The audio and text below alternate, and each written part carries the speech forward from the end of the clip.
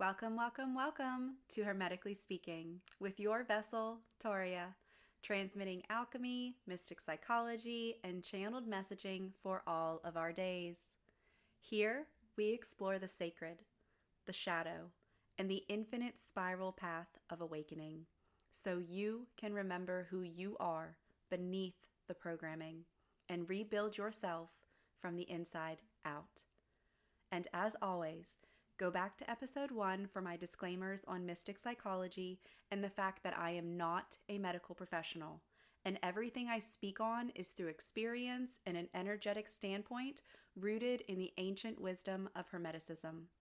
Therefore, if you are seeking medical advice of any kind, please consult a licensed professional. Welcome back to Hermetically Speaking with your vessel, moi, Toria, transmitting alchemy and mystic psychology for all of our days. This episode is subtle. It is powerful. And if you have ever felt overwhelmed by indecision, frozen at the crossroads, or stuck in a loop of what if, this one's for you. Today, we are diving into the layered sacred complexity of what it really means to listen to yourself. Beyond the trauma, beyond the freeze, the flight, the fight, and even the fawn. The 4 F words, we're putting them out there. And as I'd like to refer to them, we are going to unweave them for your highest good. Because these symptoms are more than they appear to be. And today, we're going to receive our downloads and further hack our systems into monumental, magnificent healing. And we're going to unfold another page of the matrix and step into the multidimensional overwhelm. And just a heads up, I have my windows open today, the frankincense burning and the candle of creation burning as well. So there may be some cars passing by or some outside noise. It is what it is, right, guys? Let's roll with it. Let's be authentic, true, real, and understandably forgiving that, as perfect as I try to be, I am perfect in this way, I guess. Perfectly imperfect, that's cliche. Anyways, to the episode. So, in the last episode, we explored how multiple personality is only a disorder when trauma severs the internal communication lines, and how every human has a magnificent amount of parts, and all of those parts are sacred. They are functional and they are cosmic.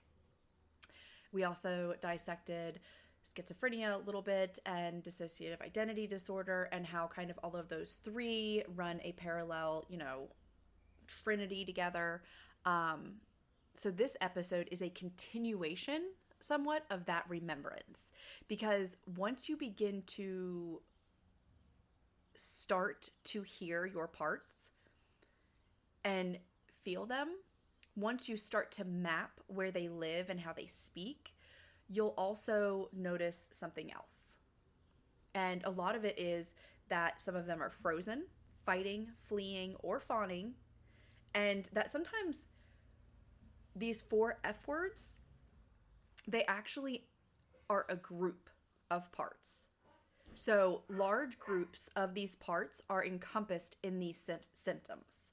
We discussed parts in the previous episode, like I said, and we're continuing that here. So you can also understand that some parts are grouped together like clouds, right? Like we have a cloud and the cloud has all these raindrops in it. So let's look at a cloud being as frozen, and a cloud being as fight, and a cloud being as flight, and a cloud being as fawn.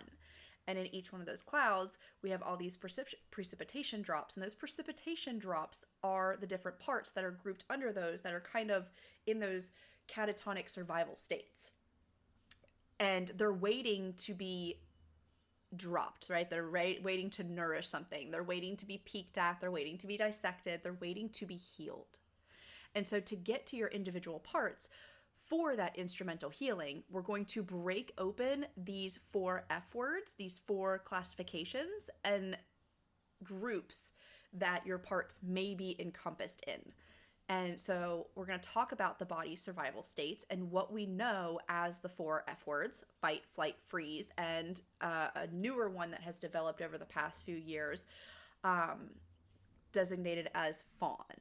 And we often hear about these in psychology or trauma work. However, here I am with some mystic added to the psychology, and we are here to elevate the lens because these are not just stress responses.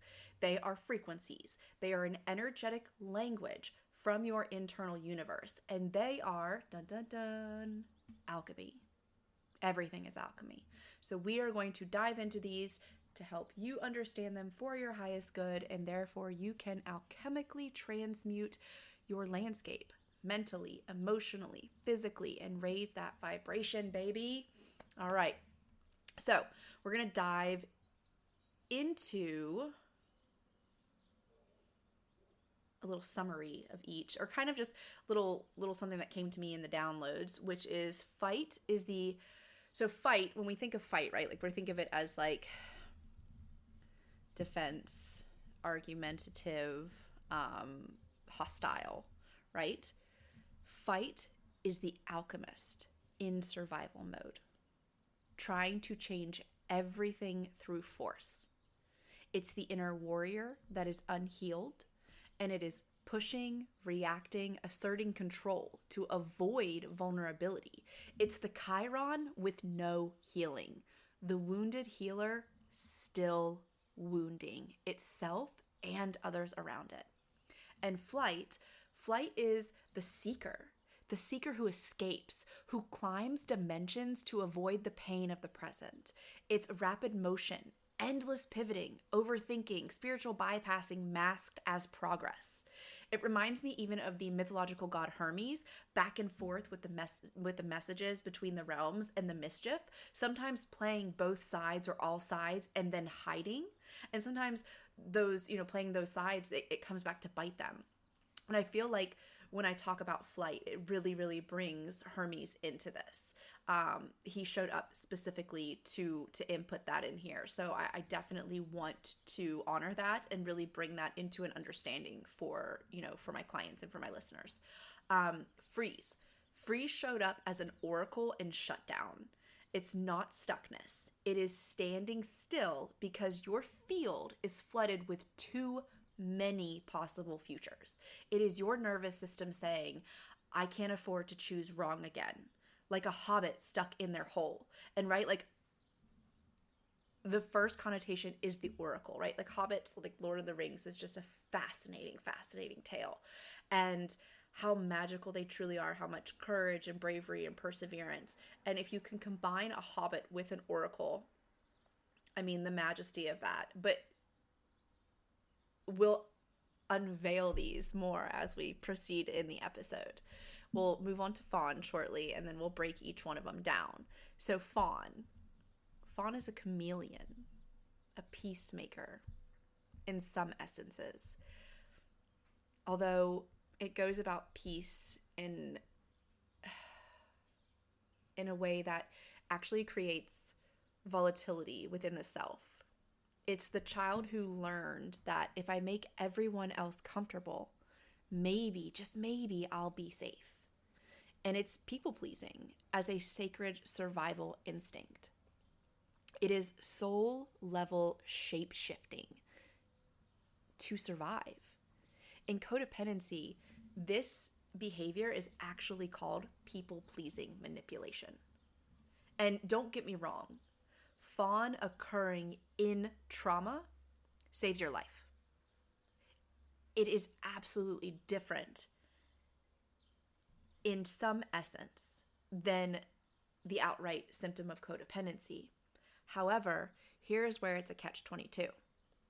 Trauma unhealed and an individual out of the traumatic circumstance can then contour this fawn behavior. It transforms into codependency. So we are responsible. We are not responsible for necessarily what happens to us, even though we are the creators of our reality. But we are responsible for what we do with it. We are responsible for how we heal. So we are here and we will hack this one in a deeper way than ever before. And we'll also discuss codependency on its own in a future episode. So, these 4 F words, they're not flaws in the system. These are the system, a system that trauma can create. And when trauma occurs, especially early or intensely, we don't just develop these responses. We tend to become them. We identify with them. We lead from them. And we forget they were only ever meant to be temporary shelters, not permanent homes. And today I'm here to be the great big wolf and blow these 4 houses over and reveal the gemstones inside that you can use to aid you in your recovery from any and all traumas that life may throw at you. So let's get our microscopes out and dissect some freeze as a timeline overload. Freeze, it has its own spiritual flavor. We'll call it a crispy one. And it's one that mystics and deep thinkers are especially vulnerable to, because freeze doesn't always feel like panic. Sometimes it feels like reviewing all of your options, reviewing all your past mistakes, reviewing all the potential outcomes of the next step that you're afraid to take. So if we take the conscious patterns of thinking and put it under a microscope, like I've had the privilege to do, we find something pretty miraculous, something multidimensional. Because the freeze state isn't always about trauma. It's about being able to see too much. And the trauma, the fear of repetitive trauma or having made the wrong choice that led us into the trauma to begin with, kind of creates this freeze mode at the same time that it creates quantum potential in front of us. Because in the state of freeze, what we're ultimately doing is we are feeling, seeking, and sensing all of the timelines that we might walk from each decision that we might make in that moment. So if we're frozen and we're too afraid to get out of our bed and we're just not sure what to do next, and we think about, okay, if I take a shower, then I do this, or if I go eat breakfast first, and then I do this, and then I go do this, and this, and this, and this, right? Like all of these are different timelines that we are completely analyzing. And the ego gets stuck in making a decision because it can't see the end of the timeline. Bless it. Bless your ego. Truly bless it. Because it wants to choose the one with no pain, no failure, and no shame. But the ego can't see that far because we're not meant to. Our ego is not meant to. We chose to forget in coming here, and therefore it's not meant to see every timeline to its fullest. Because let's face it, our ego would choose something that might actually take us astray from the difficulties that we need to experience for our soul's evolution. If I'd have known that I was going to be in 2 car accidents pretty much back to back and a couple of months apart from each other, I probably would have tried to avoid that. However, those 2 car accidents were actually hermetic vibration rising for me, and I didn't know that until after I had walked through it. However, that was a time period of my life that I definitely was frozen in this timeline overload, trying to pick and choose, okay, what decisions do I make it in what order?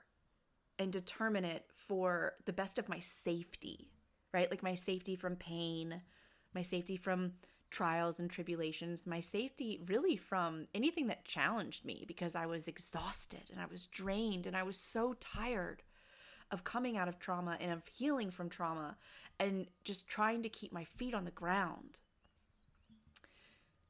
And so the ego doesn't know which choice leads to joy and which leads to heartbreak. So instead of moving, we just stall in the midst of all these timelines. And what happens to us? We end up staying in our heads. We loop through visions, we run simulations, and we disappear from the now. And it's not because we're broken. It's because we're scared of choosing wrong, because we've suffered. And because our nervous system learned that certainty feels safer than movement. So here's the truth. If you are frozen right now, it might not be because you're lazy or unmotivated. It might be because you're standing at the gate of multiple possible realities and you haven't felt safe enough to choose just one. That is not weakness. That is a spiritual initiation. The key is learning how to come back into the body and make one small move. Not because it's the right one, but because movement itself is the medicine. So throw caution to the wind in a safe regard. And what I mean by that is if you are on this message, then you are divinely held in safety and in sanctuary. So no matter what order you choose to do these things in, you will achieve your highest and your best and your goodness. And we are going to make mistakes along the way, even on the spiritual path, because that's what we're meant to do. Remain teachable, make mistakes, know that we do not know everything. I think one of the cruxes of trauma is the fact that we're so afraid to learn because we're so afraid to admit that we were wrong. We're so afraid to have to put our trust in others and what they say or their experiences and their strength and their hope or their guidance. And I will come back to it time and time again. This journey is you finding that you are your own guru. So when we take information from others, it is to help us activate each other. And that's why, we use discernment. So when you're in the midst of all of these plethoras of timelines surrounding your psyche and your mind, and you don't know which one to choose because you're so afraid of making the wrong choice. Not making a choice at all is sometimes more detrimental. So make a choice and make it an easy one. Take a bath, go for a walk, because when you can make the choice just to do those things, something that's grounding, then the clarity will come. And it'll make it a little bit more seamless and easier. And there's some days that I couldn't make a decision, right? And that's okay too, because those are the days that my higher self are carrying me. And it's just like, I don't want to right now. I just want to lay here. I need to feel this. I need to work through this. And I need to let whatever's in my body work its own magic. So we're going to move on to fight as the alchemist in survival mode. Fight has its own spiritual frequency just as well. And it's sharp, fiery, and a little volatile. Got some Kali energy in there, right? It's the response that rises up first when something feels threatening. However, what it's really doing is protecting the softest parts of you. You see, fight isn't just aggression. It's really the most terrified parts of you in disguise. It says, if I dominate this moment, I won't be hurt by it. It's a reaction so fast, so hot, that it doesn't stop to see if the danger is even real. And let me tell you, this part of you is extremely powerful because at its core, fight is the alchemist. It wants to transform reality, not with surrender, but with force. It's trying to reshape the world so it never hurts again. However, the one thing about fight being the alchemist is that the alchemist has forgotten its magic. It's forgotten that alchemy occurs in surrender and forgiveness and transformation and learning and mixing components together, not forcing them together, not clashing them together. Every now and then that will work. There are circumstances that will absolutely work. However, the paradox is a lot of times that those circumstances will not work when you are attached to forcing an outcome, right? Like we know that what we hold on to the strongest is usually something that leaves us eventually because of that attachment. And so fight mode is an attachment that the alchemist has created to create safety, forgetting the alchemist's own magic. Unhealed fight energy does not transmute. It combusts internally and externally. It turns pain outward and it burns bridges. And instead of healing the inner world, it tries to control the outer one. So if your first instinct is to argue, to defend, to prove, to push, you're not bad. You're not toxic. You're trying to reclaim power from a place that once left you powerless. And maybe no one ever taught you the difference between power and presence. Fight is sacred. It's the warrior. But even the most sacred warriors must learn to put down the sword when the battle is internal. Imagine taking your sword and turning it on yourself, because that's what you're doing in fight mode. That is what's happening. Even when you're deflecting it and doing it externally, what you do to another is what you are doing to yourself.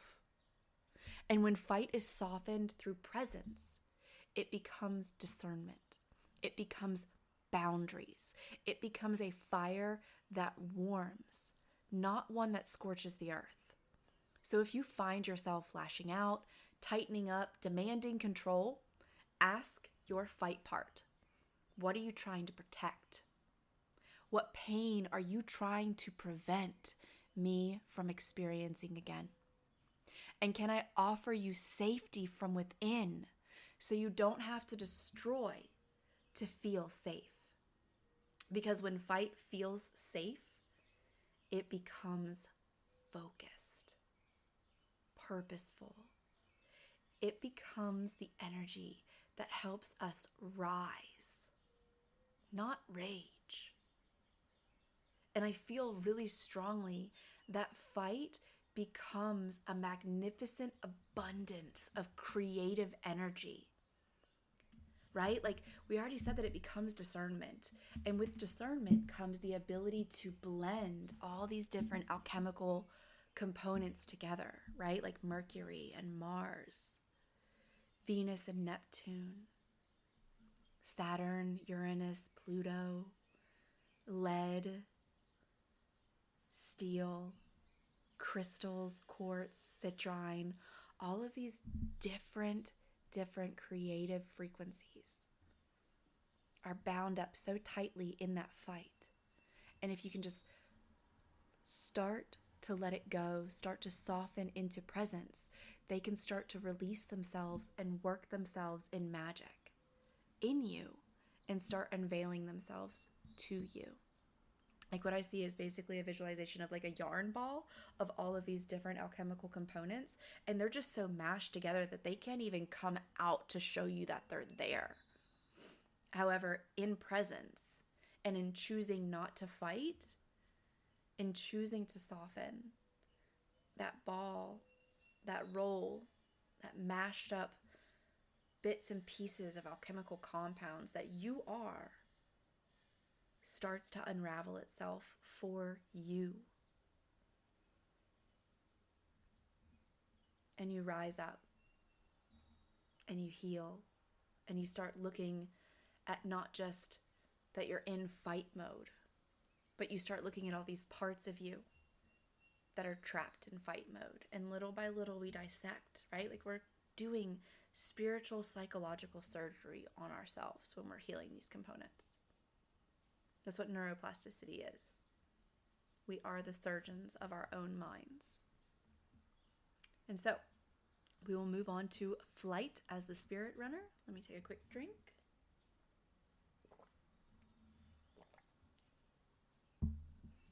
All right. Now we're going to talk about flight.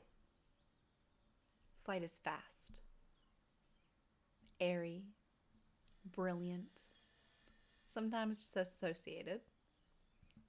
Flight is the part of us that says, I'd rather be anywhere but here right now. And what looks like avoidance is usually exhaustion in disguise. Flight has learned that presence is painful. So it runs, not always physically, sometimes mentally, emotionally, spiritually, right? All these different parts of us. Runs into the future, into fantasies, into perfectionism, projects, plans, and dreams that never quite root into the now. And I want to talk about flight, but I also want to take in a download that I just got, which is phenomenal, which is like we were just talking about fight, right? And fight is talking about being in the presence. So what if these 4 F's are also stages, which is what I'm getting. These 4 F's are stages that kind of feed into each other. They don't just exist separately from each other. So when you're coming out of fight, you might actually enter into flight, right? Because you're starting to feel that presence and you don't know if you can handle it. And healing is exhausting, right? It literally talks about it's exhaustion in disguise. And I know for a fact that, yes, like as I'm getting this download, I can see how I have absolutely gone through the stages. Whew. That's an amazing download, right? Like, so they're not 4 separate F words. They are 4 F words that feed into each other. They are different stages of trauma and different stages of healing, whether we're going into them or coming out of them. So that's something to look at as well and to be prepared for and to expect it, right? Like the different stages of grief, right? Like we have different stages of grief, which we'll do an episode on because that's one of my favorite topics is, we have anger, we have denial, we have acceptance, blah, blah, blah. And there's all different kinds of theories on how many stages there are nowadays. But so this is a stage of alchemical awakening, working through these 4. This is just another spiral within the spiral within the spiral. And yes, we are hacking it today. So we're going to get back to flight. I didn't want to, I know it always comes back to me, but I wanted to make sure I took complete advantage of being able to drop that right here where it belongs. And so flight has learned that presence is painful.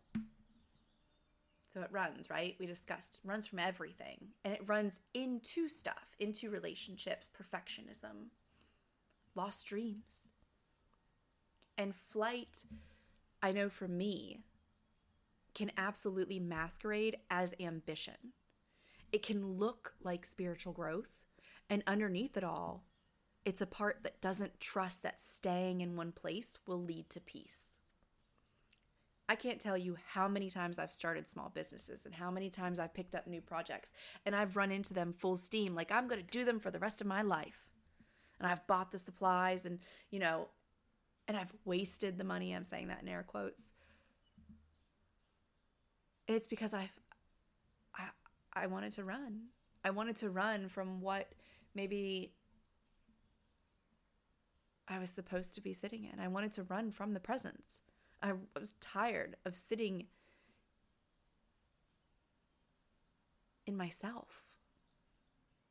I couldn't sit with myself. It was really hard. I know that my money really, I struggled with it for a long time because I couldn't just sit in my house with myself. I had to be distracting myself. And that was definitely me running. Yeah, I was spending money and I was, going grocery shopping and making new recipes. But the new recipes weren't really feeding my soul. They were me running away from what would have actually brought me peace. And instead I'm trying all these new things, convincing myself that I'm learning new things and I'm doing these things that are supposed to be right for me. When really, it's very quite simple for me, at least. And I've learned to figure that out. I don't know everything yet, that's for sure. And I'm not going to know everything, especially not in this human form. And I'm not always going to get it right? Like I had to go through this. I had to go through how my flight mode masqueraded as ambition to truly understand that, holy crap, there was so much stuff that I did that was really just me running away from myself. So we run, right? Not because we don't care, but because we don't believe we're strong enough to feel it all or to handle it all or to do what's being asked of us, right? Like, this podcast has been a long time coming. There's a lot of things that I have been through on this spiritual journey that have caused me to feel very isolated, and that people wouldn't quite understand what I've gone through, even in the spiritual communities. And so I put it off for a long time. I even got the message last fall that, I've put it off so much. I can't remember exactly what it was, but it was an indication that I had stepped off the timeline that I wanted to be on, because I delayed, and because part of my 4Fs is I just want it to happen for me, right? Like, I don't want it to happen to me. I want it to happen for me, which means I just want it to be delivered to me with little to no effort. And that's not what this journey is about. This journey is about heart and soul and putting it into whatever it is that we're called to do. And so, yeah. Anyways, Flight is the seeker who's, never quite satisfied and builds a new timeline every single day, right? Like, there's nothing wrong with timeline jumping. There's nothing wrong with some people. That's their journey, right? They might build a new timeline every day. But the reality of it is that we're now being shown that building a new timeline every day is a survival mode that we are trying to run from our dharma, because the timeline that we're currently on may feel uncomfortable. It's asking us to do stuff that we've never done before. It's asking us to put ourselves out there in ways that we never have. It's challenging us. It's allowing us to allow who we are supposed to be. And we run from who we are. That's the crazy thing about it, is Flight is running from ourselves. And in Flight, we build new timelines every day, but we don't always move through them. We just kind of float above them, around them, or kind of step into them for a minute and then backtrack back out of them, and then pick another timeline, and then another timeline, and then another timeline. And it's okay to do this, because I promise you, this has led me to where I am now, and where I am now is the best place I've ever been in my life.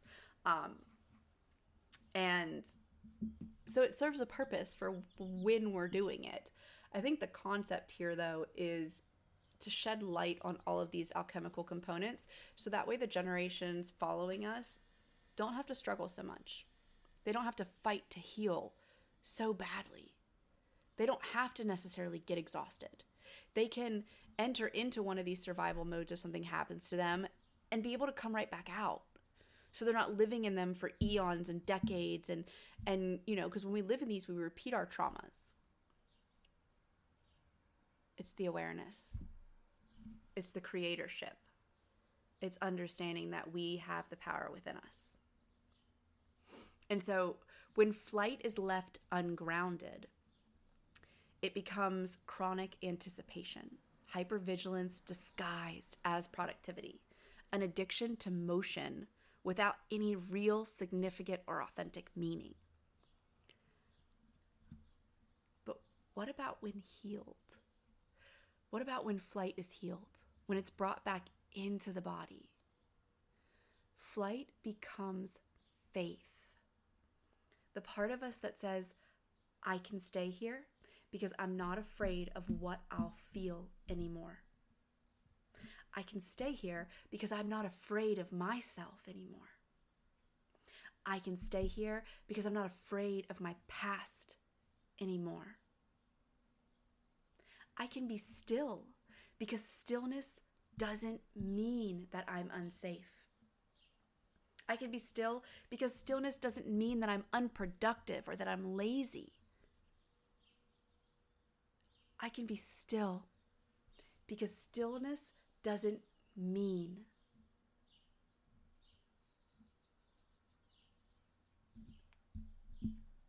that I have to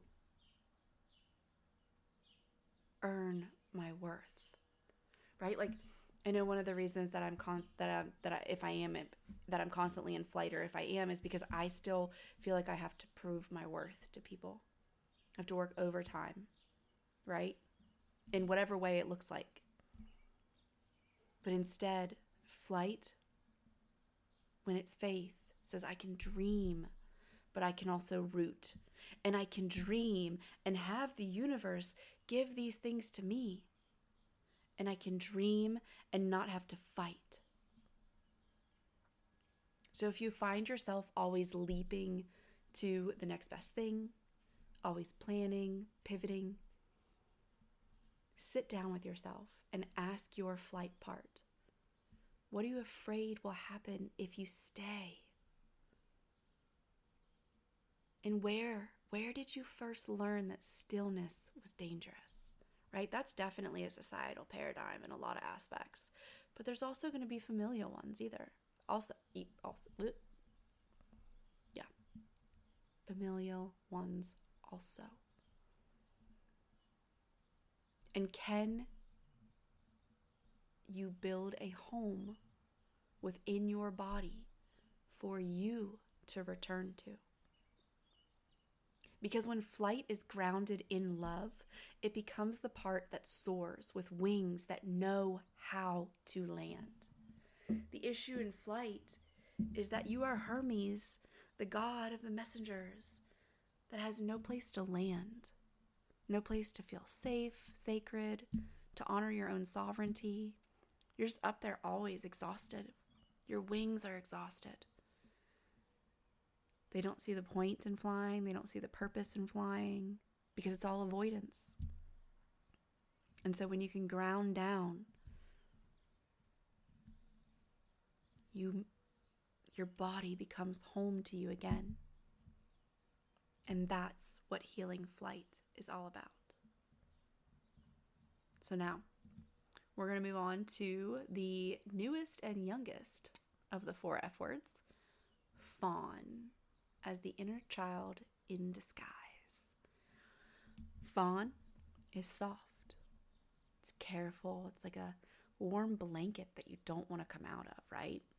It doesn't yell or run necessarily. It adapts. It scans the room and becomes what others need before they even ask. Fawn says, if I make everyone happy, I'll be safe. And it doesn't ask for permission. It already assumes that permission won't be granted. We often define fawn as people-pleasing. However, when we really look at it,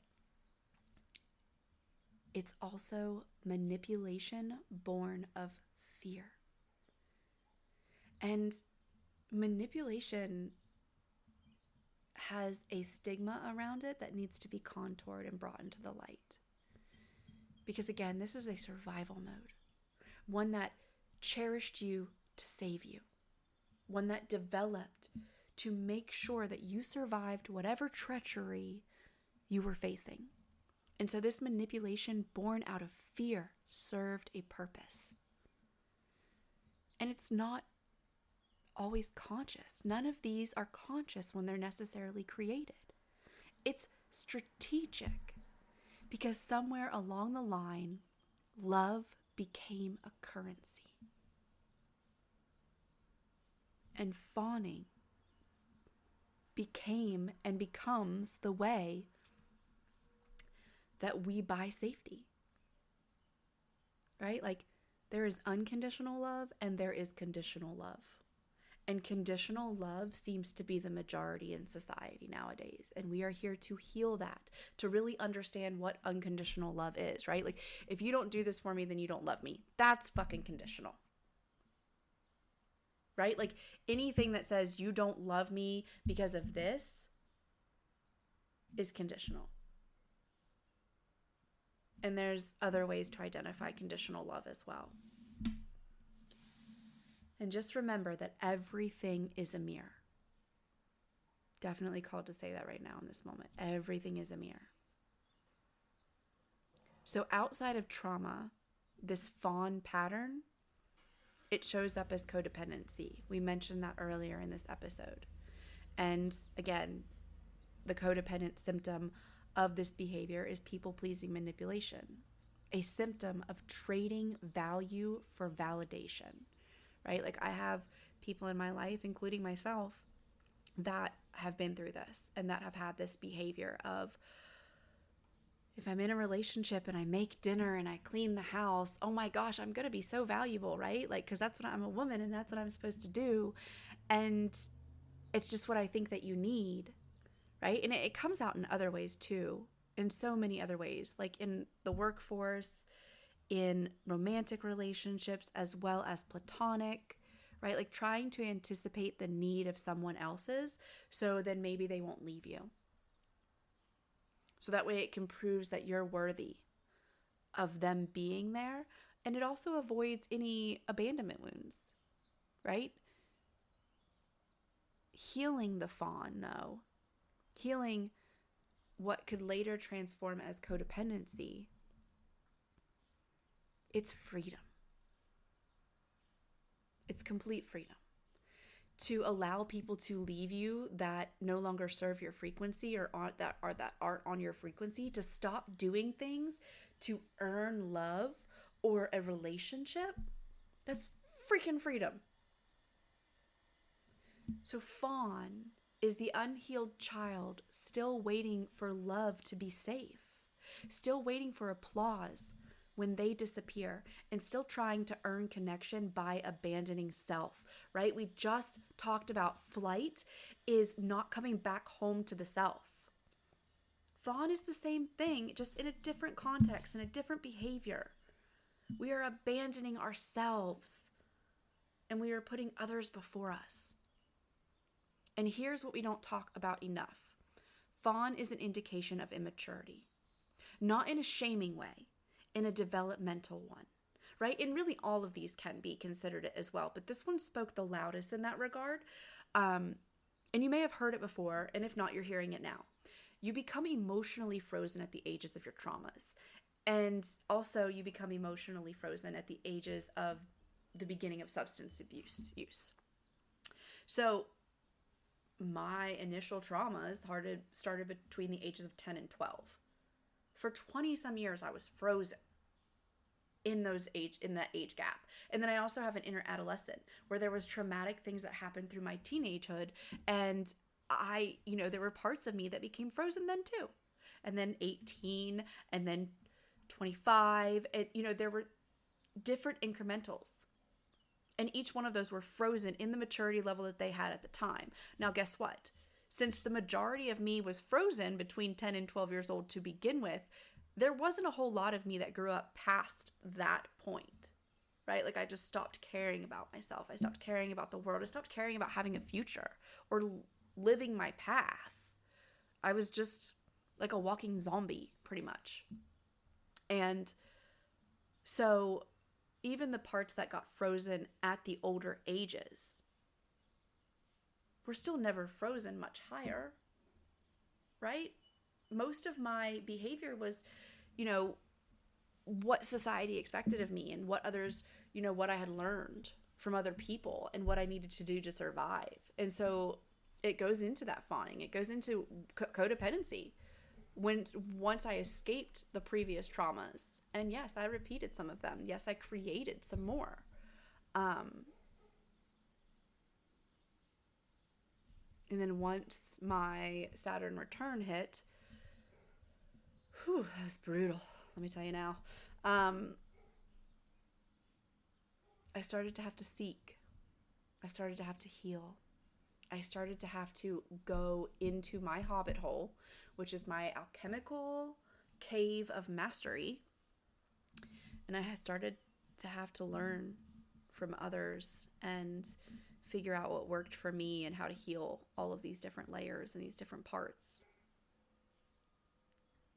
Fawn is often a part of you that hasn't emotionally grown beyond the moment safety became conditional. All of the 4 F words are when it comes down to that, right? Like somewhere along the way, safety became conditional. Love became conditional. And we get frozen in those moments. And yes, other parts of us do grow up, intellectual parts, right? Like we can learn, we can be doctors, we can be lawyers, we can be all these amazing things with completely debilitated inner parts. And so what happened then is the fawn, the parts of you that fawn, or are fawns, or however we want to word it, never learned that no is a holy word.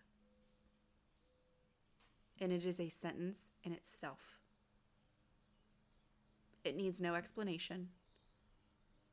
It only needs to be spoke. And it never learned that conflict can be safe.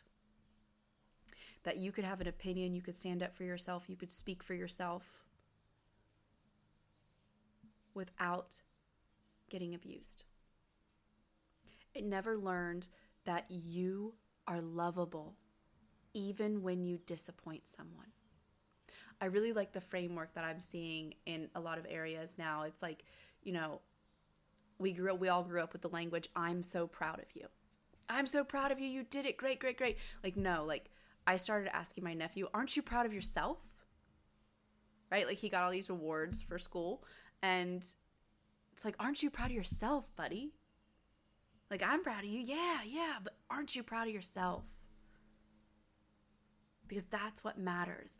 Because I can absolutely see how we had the language wrong. And that's okay. We needed it to get to where we are today. We had to go through what was wrong to find what is right. Air quotes again. Higher vibration. And so what happens when we have these construed understandings is that we perform, we bend, we dissolve. And until you forget where you end and someone else begins, you're always sacrificing, feeling you got the short end, and you try harder and do more than almost everyone around you. And if you feel that way about any of your relationships, you really need to analyze where you are on the codependent scale for that, or any of these 4 F words. I should say amazing F words, alchemical F words. And here's the medicine for fawn, because fawn isn't weakness. It's survival strategy, one that works until it starts to cost too much, and it can be healed. When the fawn part begins to feel safe in the body, when it realizes it doesn't have to perform to be loved, it begins to grow up, to rejoin time, to remember that it is sovereign. That's when fawn becomes compassion with a backbone. And by golly gee whiz, little Jesus, 5 pounds, 6 ounce, whatever, we need more compassion in this world. And we need it in people that have a backbone. Because sometimes people mistake boundaries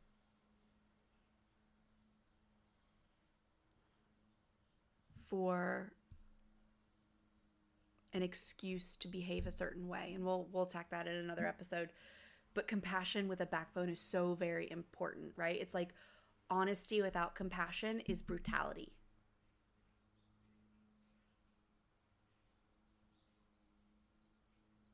So when fawn becomes compassion with a backbone, it creates love that includes itself, and softness without self-erasure. No more sacrificing the self in any way, shape, or form. And this is all a journey, right? Like we do this in layers and levels. So over time, as you heal codependency and as you heal the fawn and as you heal flight, fight, and freeze, you'll see yourself kind of envelopely open as the lotus that you are. So when you encounter your fawn, speak gently to it. Say things like, you don't have to disappear to belong. You don't have to earn what's already yours. You don't have to be palatable to be powerful. And you're not here to perform. You're here to be. Be you, the authentic version of you.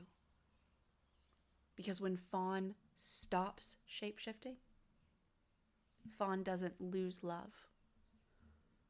Fawn finally finds real love for the very first time. And while these 4 responses, fight, flight, freeze, and fawn, can be understood as nervous system patterns and energetic frequencies, they also live within us as personalities. Those parts, or even overparts, kind of like an oversoul grouping multiple parts together, all internal parts, aspects of the self that don't just respond to trauma, they begin to embody trauma as a living being inside of us. So let's take it deeper so you can look into your own psyche a little bit deeper. Let's meet them not as concepts, but as characters, right? Like as friends, as living, breathing beings within us that are in their roles playing out in real time in our psyche. So I'm going to introduce you again to the fighter. That's the part that reacts instead of responds. It's been so hurt, so unseen, and so dismissed that it comes out swinging before it even checks if it's safe. And often, it's not protecting us from a real threat. It's protecting us from remembering. What about the freeze? Freeze, step up. That's the multidimensional seer. The one who's terrified of what they've seen, what they've lived, what they've already survived. And now they're so afraid of making the wrong choice, so afraid of disappointing the self, that they stop choosing altogether. They live in simulations, in timelines.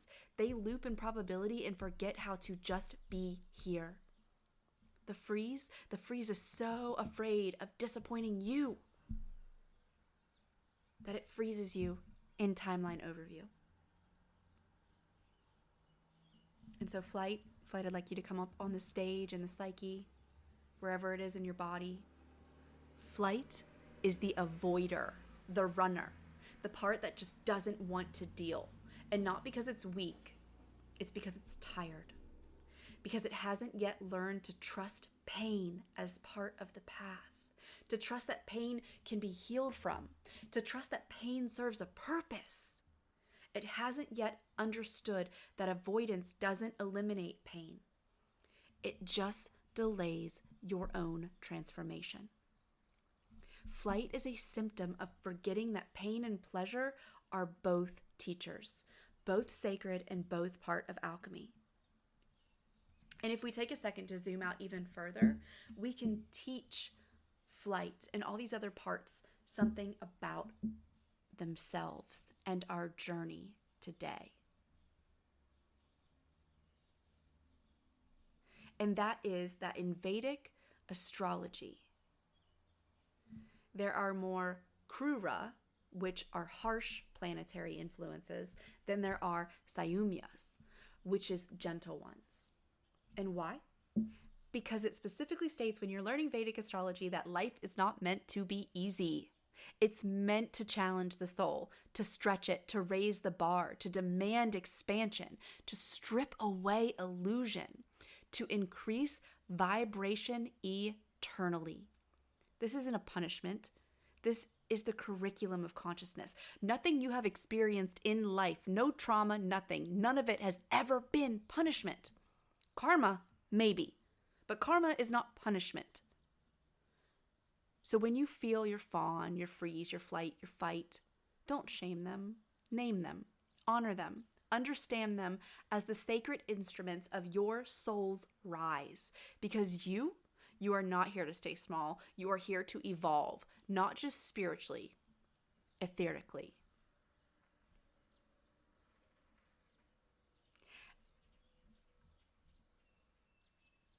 And so let's discuss the last one. Let's meet the last one where it stands. Fawn. Right? Fawn is the baby deer. the innocent one that lost its mother and is dehydrated, malnourished, doesn't know where to look, and is scared.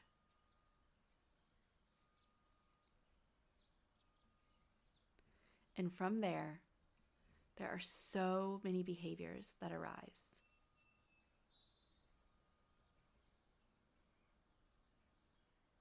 The fawn doesn't know its own strength.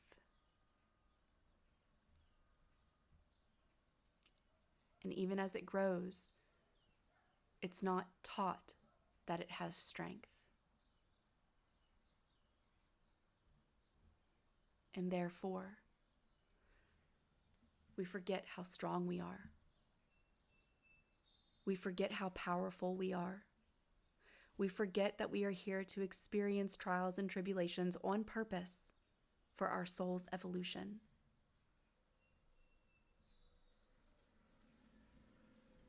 The fawn asks you to step into the probability ratio that you are the strongest person that you know. Because the reality of it is you are. You're the only one that can live your timeline. You're the only one that could go through what you went through. You're the only one that can understand you and who you truly are.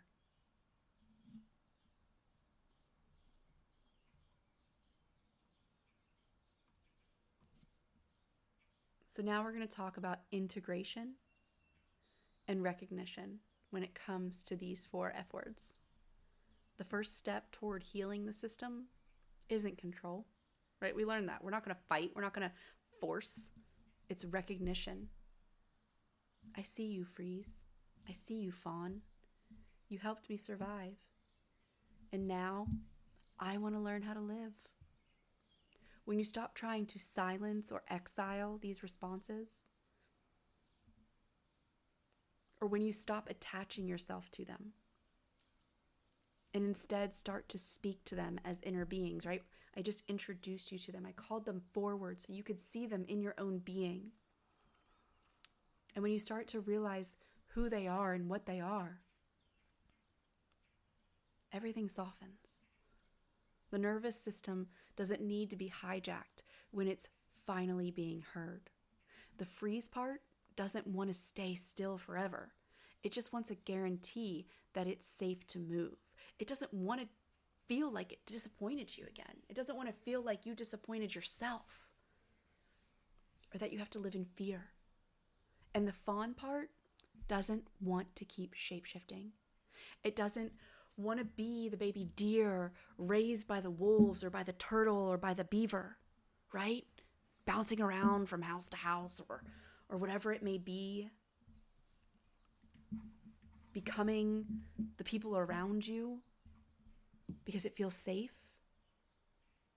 It wants to grow into its own power. It wants to feel loved without having to earn it. And it wants to be known for who it truly is. And it wants to know itself for who it truly is. And the flight part doesn't want to keep running. It just wants to believe that rest won't lead to harm. And damn that societal programming, because it's definitely taught us over and over and over again that if we rest, we will fail. If we rest, we will lose. And the fight part doesn't want to keep battling. It just wants to know that you'll protect yourself without needing to destroy yourself or anyone else. These are protectors. These are children. They are fragments of love doing their best to guard a soul that has endured more than most people can imagine. You yourself are a spiritual world, and these are the parts of you. You are the conductor. You are the master.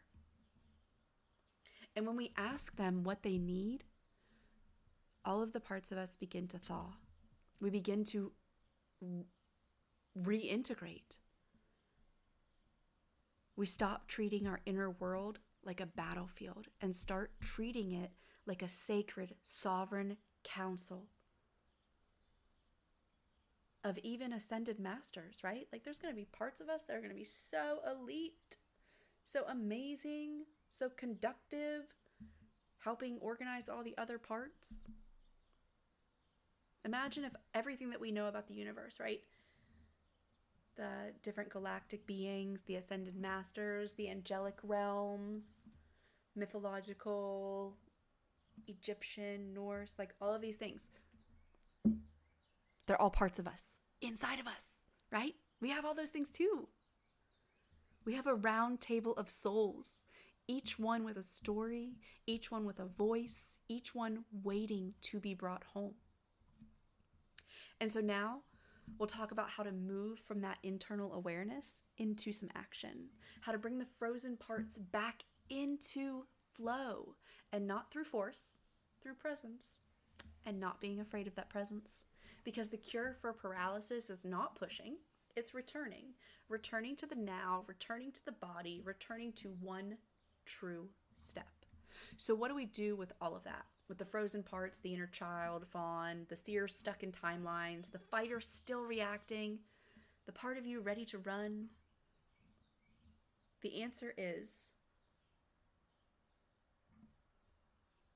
we don't fix them. We don't override or suppress them. We return to them. We come back into the body, to the breath, to the now. Because freeze as its core is not just stillness. It's disembodiment. It's leaving the moment because the moment doesn't feel safe. So the first thaw happens through presence. And presence doesn't require certainty. It doesn't require perfection. It just requires one thing: willingness. Willingness to feel, to move, and to make one choice, even if it's messy, even if it's small. Because the nervous system doesn't heal by thinking through a new path. It heals through embodied experience. Hermetic Vibration 101. So you can begin wherever you are. Maybe today that means placing your hands on your heart and saying, I'm not running anymore. Maybe it means writing a letter from your freeze part and asking it what it needs to feel safe. And maybe it means taking the tiniest aligned action, making the call, cooking the meal, walking into the room that you've avoided. It doesn't have to be grand. It just has to be real. Because motion, when done with love, is the medicine that melts paralysis. We often think we need to be fully healed before we act, that we have to have the answers before we show up. The truth is, the action is the alchemy. You don't have to know how everything will unfold. You just need to take the step that reminds your system that you're not trapped anymore, that you don't have to stay in review mode, that you get to be here and you get to try, and that you get to get things wrong sometimes. That's real safety, not control, capacity. The capacity to wobble, to feel, to recalibrate in real time without collapsing. That is how you raise your vibration, not by escaping difficulty, by learning to stay with yourself as you walk through it. So what we're going to do before we close this episode out is we're going to move into some somatic integration, breath, presence, gentle affirmations to begin thawing the inner freeze and reconnecting with your deeper yes. Not the loud performative yes, the true one. The yes that lives beneath fear, the yes that doesn't need certainty, the yes that just wants to feel alive again. So let's go there. We're going to enter into that wherever you are right now.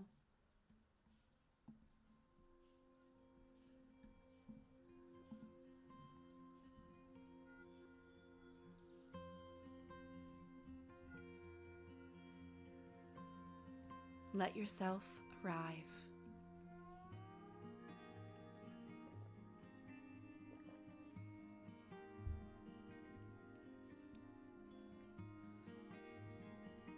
Not to fix anything, not to make a choice, just to be here. Let your body settle into whatever shape it's in. You can be in a peaceful place or in the middle of doing laundry. It doesn't matter.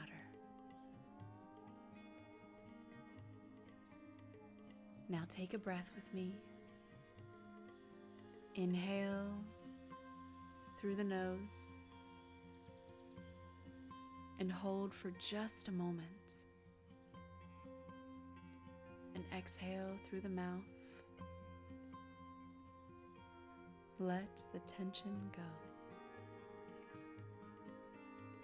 And again, inhale into the belly.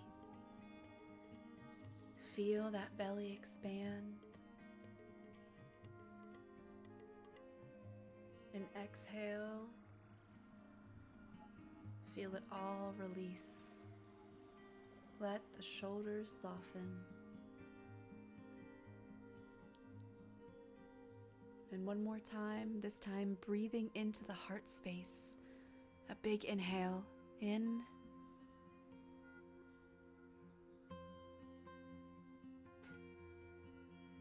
And exhale. And feel what it's like to not need to do anything at all right now. Just listen. Listen to what your body says when there is no pressure to choose. Listen to the silence between your thoughts. Listen to the still part of you that's not frozen, just waiting for permission.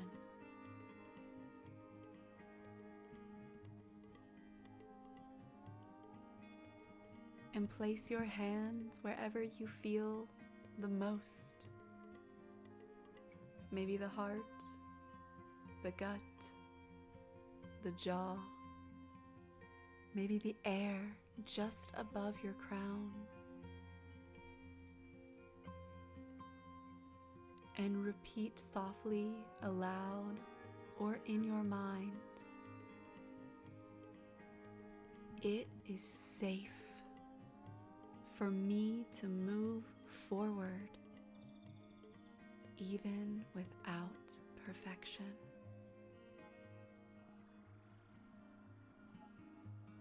I honor the part of me that froze to keep me safe.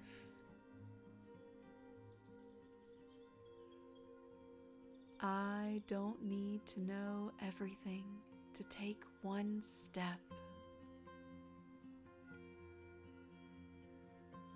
My body remembers how to feel, and I am willing to feel again.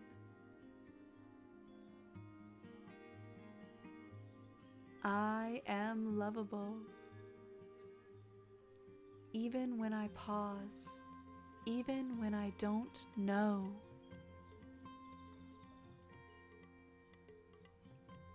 There is no timeline more sacred than the one I am on. My yes is rising, slowly, softly, and surely.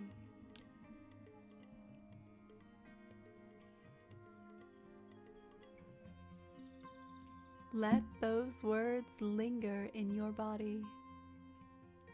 Let them become sensation, not just sound.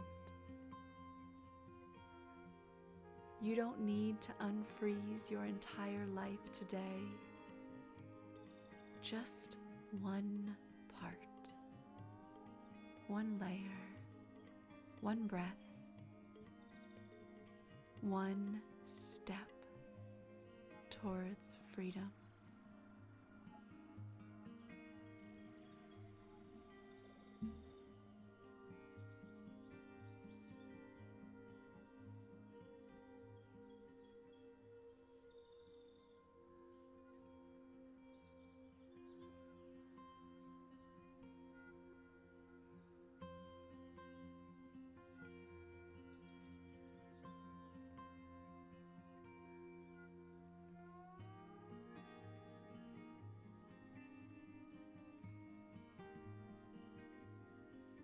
In this episode's closing segment, I'll offer a few reflections and updates on what's coming next, including a special energy therapy session to deepen the thaw and help bring these parts into greater coherence. Stay with me just a little longer.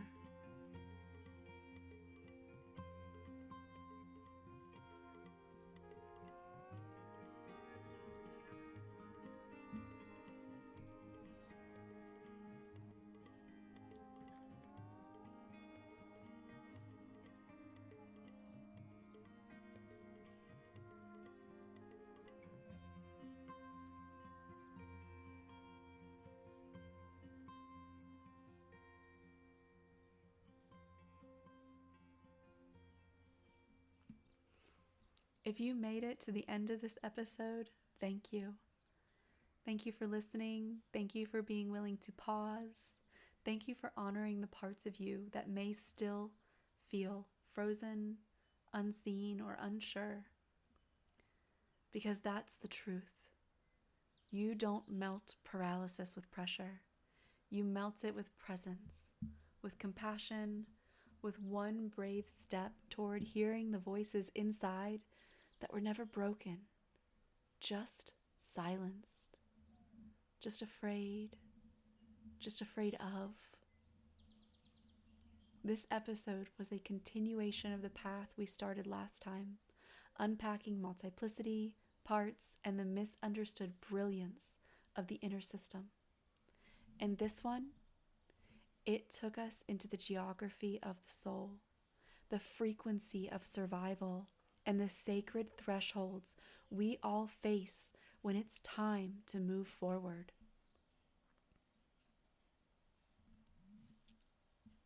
Next week, we will take a deeper dive into the parts, into the multidimensional being that you are, activating, integrating, downloading. It will be a gentle pleasure, a soft unfolding. And in the meantime, you'll get a meditation on Friday and a Monday energy therapy session to support your healing and integration. This session will include multidimensional Reiki, quantum clearing, and vibrational harmonics to help relink the voices within, soften the nervous system, and help you reclaim forward motion without pressure. As always, namaste and many, many blessings on your way. Remember, you are the temple. You are the flame. You are the frequency. Let us find each other in harmony.